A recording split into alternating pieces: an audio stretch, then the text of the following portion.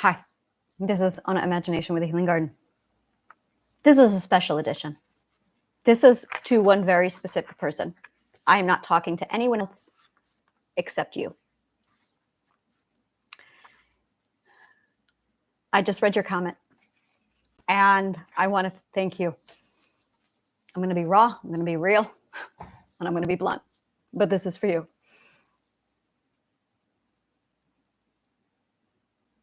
I lived as a secret keeper. I wasn't allowed to talk about the abuse. Everyone knew that my brother was beating me. Everyone knew. I had black eyes. I went to school. My aunts knew, my uncles knew, my grandparents knew, everyone knew. I came with a disclaimer, I later found out, when my parents introduced me to guests, or if somebody from anyone who was visiting. I found out that anytime anyone in my family was introduced to me, my family, all of them, had a disclaimer. So you're going to meet Anna. No, they called me Angela. They would not call me by any of my actual names. You're going to meet Angela. And she's different. She's, she's different. Just give her a lot of space. My Aunt Misty, in confidence, told me that 15 years later, after she met me, that she was given a disclaimer, that she was warned about me. When I wrote Broken, Broken is my memoir. I wrote it in 2015. It actually isn't my memoir. It's my journal. It's for me. I wrote it for me. I was at my absolute lowest. I was not okay. I was devastated and I was mentally insane. And I had made up my mind that I was just going to move to Ireland, learn Irish, and be a hermit for the rest of my life, which is what I've always wanted all of my life, is to just be alone and shut the world away. And I finally made up my mind. I told my then husband that, and he said to me, "Are you sure?" And that was a really good question. Are you sure? I don't know. Let me think about that. So I went to my room and I wrote an article. And it wasn't enough. I still did not have the answer. So I wrote another article and I still did not have enough. And I went, no.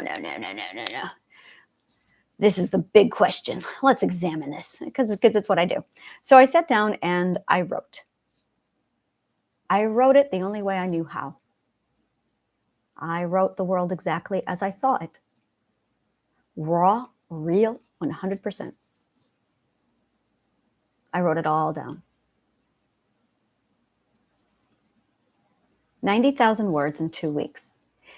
And when I was done, I realized that I had something. I realized that I had something really, really special. It was really good. So I sent it to a couple friends on a hunch and said, "Can you read this?" And I watched it change them. I watched them go, "I need therapy." "You need to publish this," they said. And I went, okay. So I contacted my editor, sent it off to her, and I said to her, "You are checking for grammar. You are checking for punctuation. Not a single word is to be changed. If editorials, grammar, comprehension even is affected, I don't care. This book has to be real. This book has to be shown exactly what I saw in my perspective." And in 2015, I published my perspective, which is my memoir called Broken. I ended up getting fan mail. I still get fan letters about Broken. Broken is award nominated. And one letter in particular read very similar to your comment. And it made me remember why I'm doing this and why I'm here. I got a letter from a woman in Ireland, of all places. And she told me that she read my book. And she said, "I'm not alone. I'm not alone. For the first time in my life, I'm not alone. I thought I was the only one. And I went, I'm not alone. I'm not alone. There's someone else that understands. And I got more letters like that. And more letters.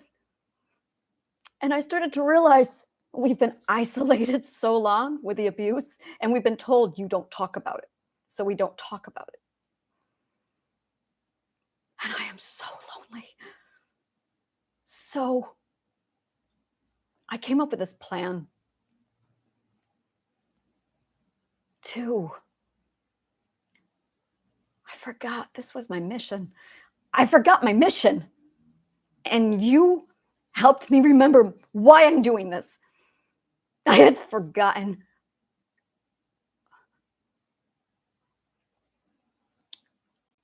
I can't believe I forgot this.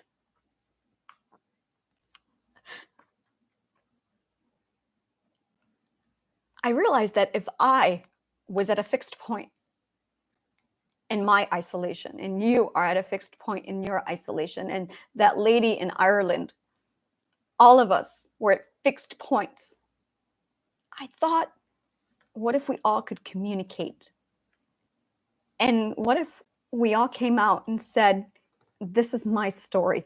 I never in a million years thought that there was anyone else like me. I thought I was unique and original in my abuse and suffering. Maybe there's one more person out there who understands what it's like being raped on 9/11. But no one knows until you step up and you speak into the voice, into the darkness, and you say, can we talk about that thing that no one ever talks about? The thing that we were forced to keep secret on? So we know things. And I still think I'm alone. And I forgot that you're out there. I forgot that there was a woman in Ireland who wrote me a letter 8 years ago and said, I'm not alone. And I got your comment just now, and you said it also, I'm not alone. And you know, it's silly of me.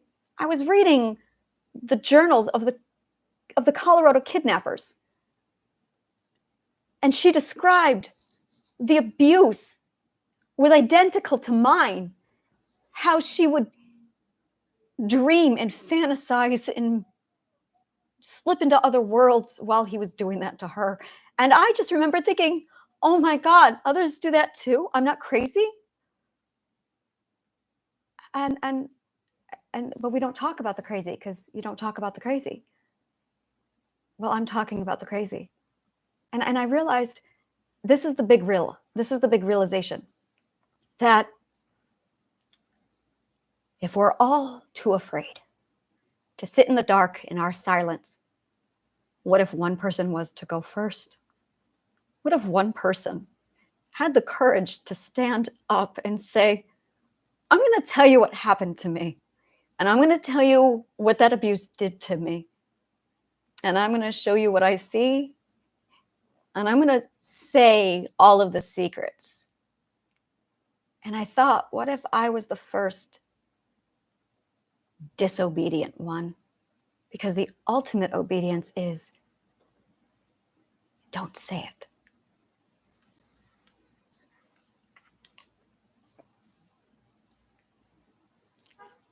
And then if I can tell you about my abuse and show you, and nothing happens to me, it's safe now to talk about it.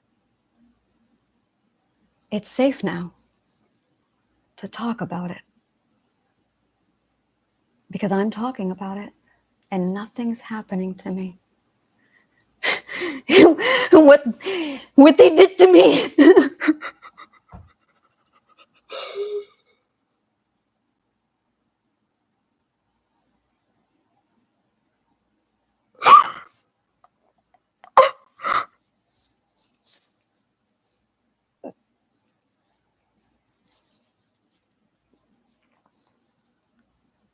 It's like we've been burdened with their greatest sin.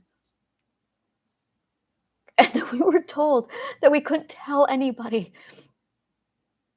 And then we were made crazy so that if we do open our mouths and speak, they would just assume we were crazy.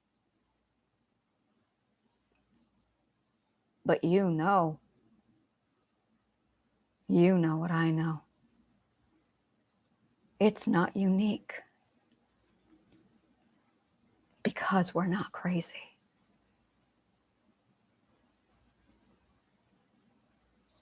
We're not crazy. We are the same. And it's safe to talk about it now. And I am the first to listen. I am the first to stand up and say, I will believe you. I will believe you. Because your story is mine. My suffering is shared. You can vouch for my pain. You are my peer.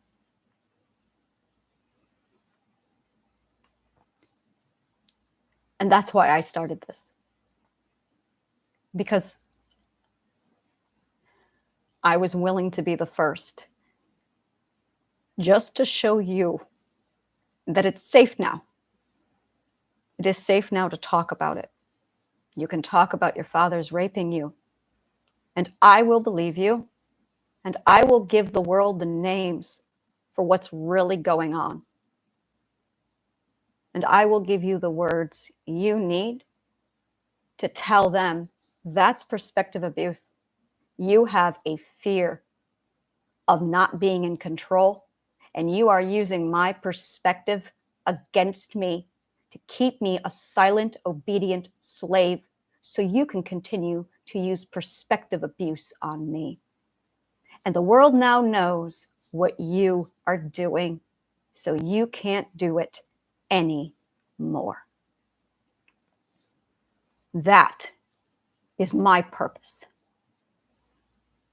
To teach all of you the words you need so you can name it. And then you will know that you understand them, and they now will know that you understand. You know what I've done?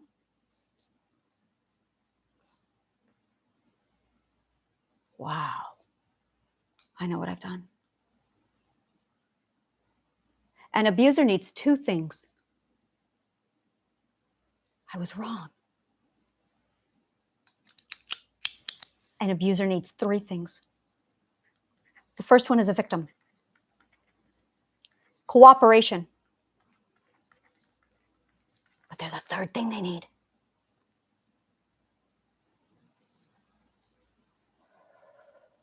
Your ignorance. You have to be ignorant. You have to be confused. You have to be uneducated. You cannot be aware.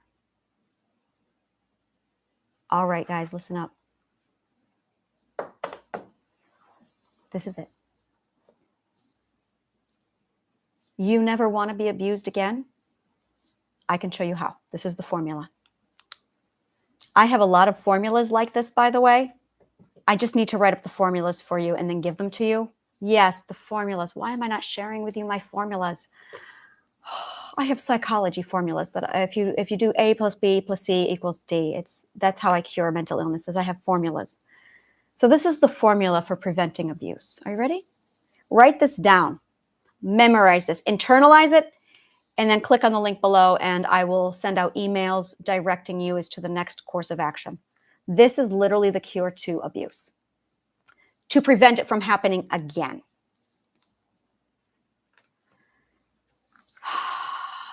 Just give me a minute here. The words matter and they haven't been invented yet. So while I'm doing this, I'm inventing words because the language doesn't exist yet. And this is the big one. So Victim cooperation, a lack of awareness. You have to be unaware. Now, I can't change where you're going to be in life. I can't change your own mental illness, your bad days, your good days, your broken hearts, some asshole slipping Molly into a whiskey glass at a bar. But I can make you aware of what they're doing. By making you aware, you now lack the last ingredient that will make you a victim of perspective abuse.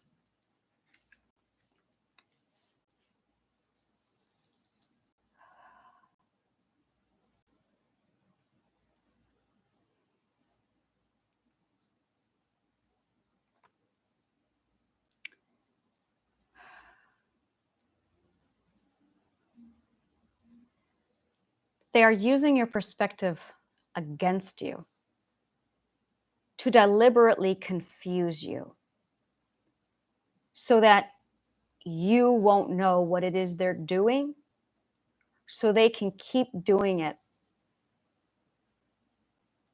And then when they're done doing it, because you're unaware, you won't talk about it. And that will keep the abuse rolling over in your head. That ensures their safety. This is what's been done to you. By keeping you ignorant of the abuse rules, then you cannot see them. So I'm going to give you the rules of abuse so you can see them, so it doesn't happen to you, because you will be aware.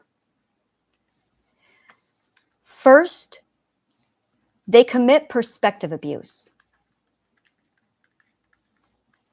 They do this through contradiction. They do this through fear, manipulation, projection, and aggression.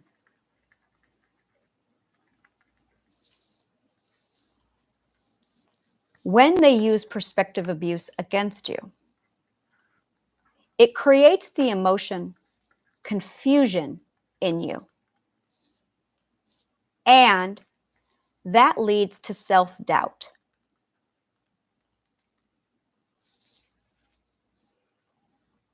You start overthinking about what they said. This still keeps you confused, which keeps you self-doubting. So you overthink. But there's a problem. They gave you information that is deliberately presented as a fact, but it's an opinion.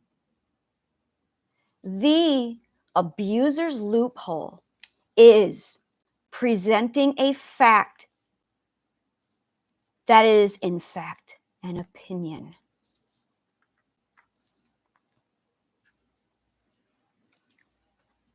When they present their opinion to you as if it's a fact, it launches you into the logic loophole of you're confused, self-doubt, you overthink it, you reanalyze, you're confused, you're self-doubt, you overthink it, you analyze, you're confused.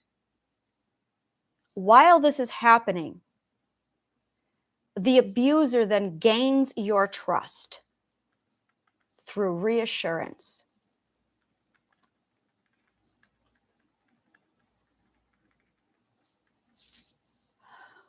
Or showing you that they understand you. That's the big one. by reassuring and showing how they understand you. They use your two emotions now for you to trust them.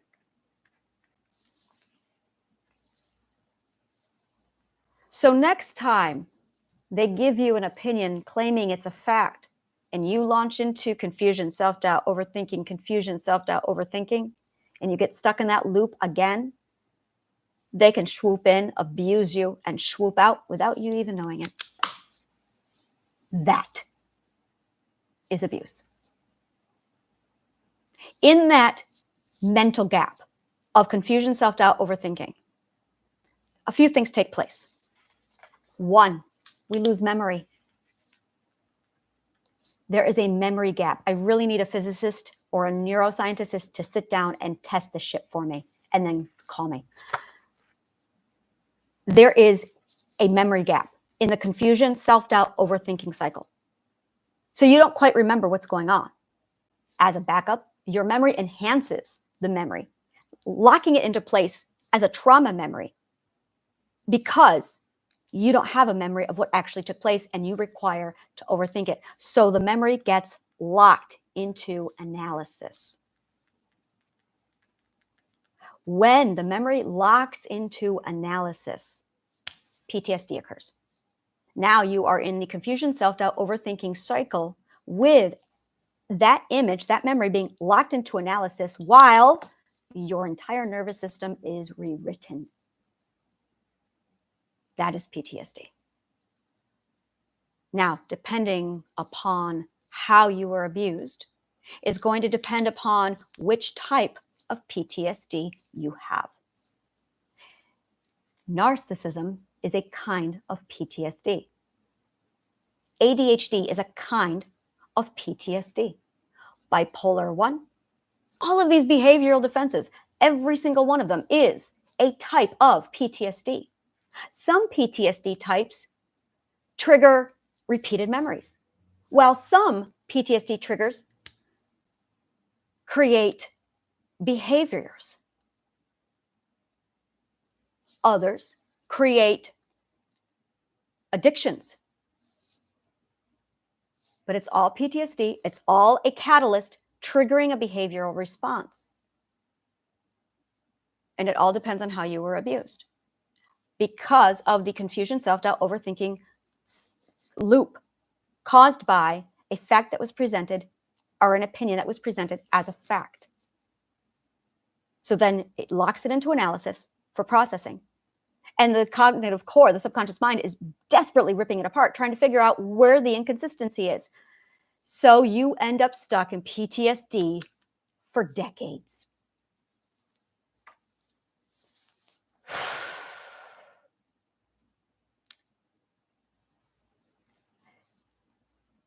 You were given an opinion, not a fact. They lied to you. The information they gave you during the abuse is false. Figure out how, which lies they told. Find all of the lies. And that's how you cure PTSD. That's how you would cure all of this. Because once you plug that logic into your subconscious mind, where you finally can go, it's an opinion they gave me. It's their perspective they gave me. It's not a fact. It releases it. And finally, the trauma memory can be downgraded to a regular memory, put into processing, shipped off, and your perspective will become clear. The confusion will end. To prevent it from happening again, listen for opinions that are being given as fact. That's all you need to do. One more thing. When someone does give their opinion, make sure you have a barrier, a boundary, so that you can recognize that. When you recognize it,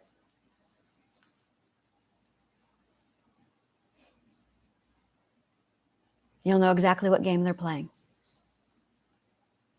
You will know exactly what they're doing to you. and they cannot do it again. Because now you'll know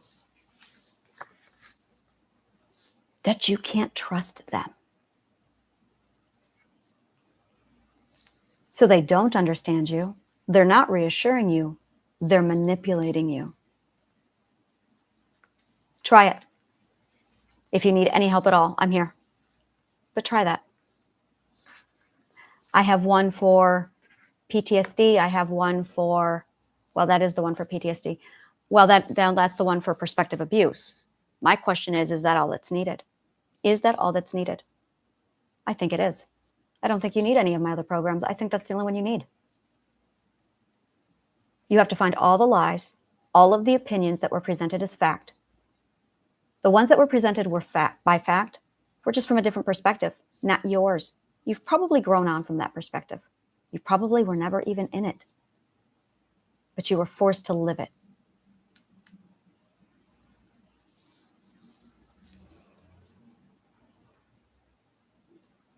This is going to change everything. So I'm going to go ahead and wrap it up here. And to that one lady who commented, thank you for reminding me why I'm doing this. Thank you. Thank you so much for reminding me of this mission. I had forgotten. Thank you.